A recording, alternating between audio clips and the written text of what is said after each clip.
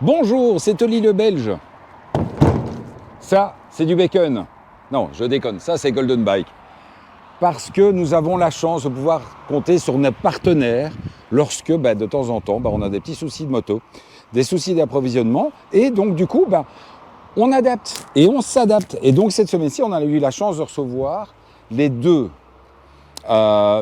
exemples de grosses 1000 voyageuses avec le côté Sportivo GT ici à ma droite, de la 1000 SX, il est marqué dessus, et le côté trail routier, donc vraiment le concept trail routier, avec le même 4 cylindres dans cette Versys 1000.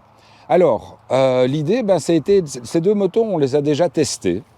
Et donc, ce qu'on a fait, c'est qu'on s'est vraiment posé la question, qu'est-ce qui les différencie? Qu'est-ce qui va décider un motard à prendre plutôt la Sportivo GT ou le trail routier? Donc évidemment, il y a une première question que l'on va se poser, c'est bien entendu sa taille. La taille ne change plus tellement. Dites-vous qu'à 20, 25 ans, vous ne risquez plus tellement de grandir. Donc si vous faites 1m70, oubliez une Versys.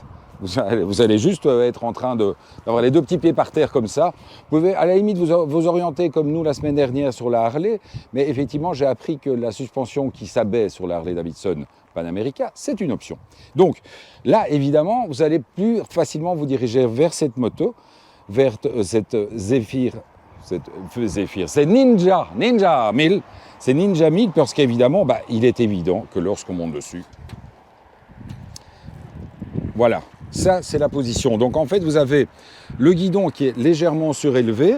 Les jambes sont quand même bien repliées. Ça, il ne faut pas déconner. Mais à côté de ça, effectivement, voilà, moi, je suis vraiment les pieds au sol très, très à l'aise. Et la moto étant sportive et basse, évidemment, le poids est très, très, très bas. Alors que sur la Versys, vous allez avoir le poids qui est beaucoup plus haut perché. Alors, la différence se fait aussi au niveau du poids et de la puissance. C'est quelque chose dont vous parle très régulièrement lors des lives, puisqu'il y a 25 chevaux de différence et 30 kg de différence. Donc, 25 chevaux à l'avantage de la Ninja, 30 kg à l'avantage de la Ninja. Donc, dans les deux cas, plus puissante, plus légère, mais évidemment avec une position et surtout une protection. On est bien d'accord, on l'a tous bien ressenti ce week-end. La protection sur Ninja est pratiquement... Voilà, attention, là, on va le faire... Oula, oh là, oh, oh, oh. Donc là, en bas, vous protégez le ventre. Là, vous protégez un tout petit peu jusque-là. Jusque-là. Par contre, si vous êtes comme aujourd'hui, comme moi, avec un casque jet, vous bouffez de la mouchette toute la journée. Donc, on en revient. Donc, voilà, au niveau de la protection, il est évident que sur la Versys 1000, on est sur quelque chose de vachement plus protecteur. On est sur une position droite, donc beaucoup moins fatigante. Par contre, justement, même moi, je vais vous dire que pour monter dessus, il faut que je mette un fameux coup de jarret pour le remettre droit. Alors justement, vous voyez, au niveau des jambes, il n'y a pas une immense différence. Mais par contre, au niveau de la hauteur de la moto, il y a une grosse différence. Ici, évidemment, on a un guidon droit, on a une position droite, c'est beaucoup plus confortable. Après, autre chose qui va rentrer en compte, bien entendu, avant d'en arriver aux passagers, etc., c'est évidemment le look. Il est clair que, voilà, entre un trail routier, ça on en a déjà parlé aussi, un trail routier, c'est quelque chose qui, naturellement, on va dire, est moche. Pourquoi ? Parce que naturellement, c'est une bécane. Vous avez un gros moteur, un gros réservoir, un niveau assez haut, une grande protection à l'avant et un tout petit arrière où il n'y a pas grand-chose. Donc évidemment que naturellement, les proportions sur ce type de véhicule, elles ne sont pas top. Il est certain, on repasse de l'autre côté, Gilles bien entendu, il est certain que cette Ninja 1000 SX est bien plus réussie, c'est bien plus valorisant. C'est une moto qui, pour les néophytes, va être plus excitante. Vous allez donner l'impression d'être sportif, d'être quelqu'un qui a envie d'attaquer, quelqu'un qui a envie de se faire plaisir. Alors, donc, on a parlé de la protection, on a parlé de la position. Maintenant, parlons évidemment du passager. Alors, il faut imaginer que pour une Sportivo GT, franchement, la 1000 SX, le passager est plutôt bien installé, puisqu'il a une grosse selle. des repose-pieds qui sont quand même assez sympas. Donc on est de nouveau ici au niveau de la jambe. Il y a une belle distance entre le conducteur et le passager. Donc le passager, en mettant son pied ici, ne va pas taper dans le mollet du conducteur. Ce sont des choses à prévoir aussi. Sauf s'il y a une femme avec des grands pieds, ça peut arriver. Ou un homme avec des grands pieds aussi. Et évidemment, niveau suivant, là, c'est même plus un siège, c'est un fauteuil. C'est immense, regardez ça. C'est aussi bien en longueur qu'en largeur, c'est immense. Et bien entendu, au niveau de la position, là, c'est tout juste si j'ai assez de bras pour aller jusque-là. Donc, il n'y a pas photo. Donc, si vous faites plutôt du duo, partez évidemment plus sur l'idée du trail.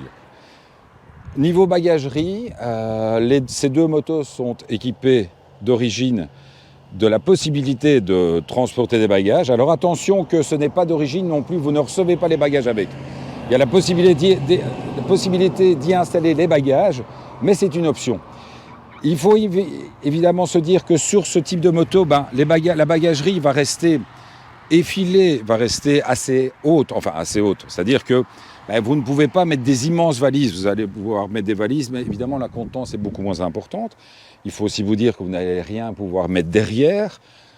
Si vous partez seul, vous allez pouvoir mettre un sac de sel sur la selle passager, mais si vous partez à deux, il n'y a pas la possibilité de mettre... Enfin, il y a peut-être la possibilité, mais esthétiquement, ça va être une catastrophe.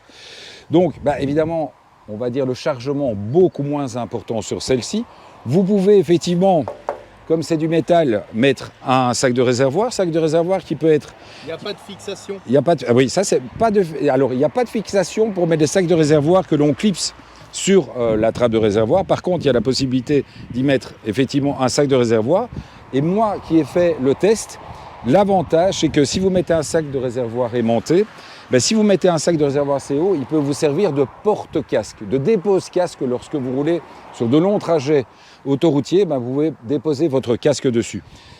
Pourquoi long trajet autoroutier ? Parce que évidemment ces deux motos sont équipées d'origine de cruise control qui sont du bon côté, du côté gauche et pas du côté droit. Vous vous rappelez mon essai de Lingan, c'était une catastrophe.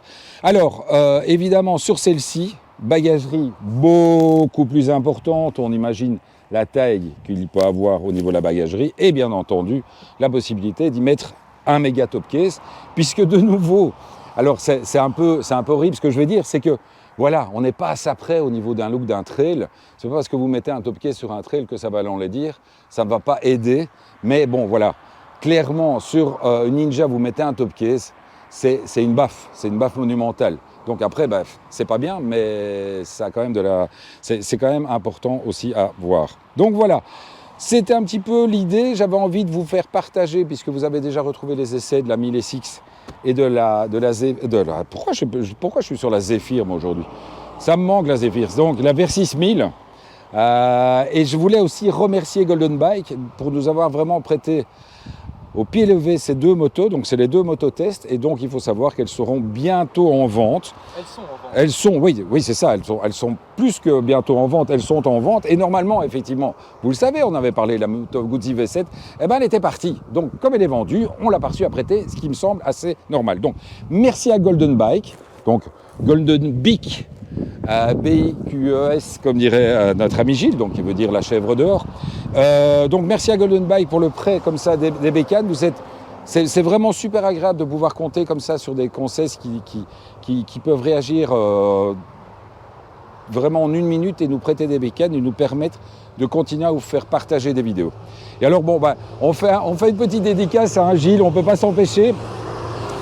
On vient tomber sur, non pas des tracteurs, mais on vient tomber sur tout un groupe de motards de la gendarmerie. Donc très très sympa, on s'est garé devant eux et il y en a un qui a dit ça serait pas Oli le Belge ça, en demandant à Gilles, et oui. Et donc c'est très sympa parce qu'on sait que la gendarmerie regarde nos vidéos et si on n'a pas été arrêté, c'est qu'ils les aiment bien et qu'on ne fait pas trop de bêtises. Allez, on se retrouve bientôt les amis, donc merci à Golden Bike. Et puis on se retrouve bientôt pour d'autres essais. Je vais aller chez le coiffeur, je vous promets que je vais chez le coiffeur un de ces quatre. Ciao!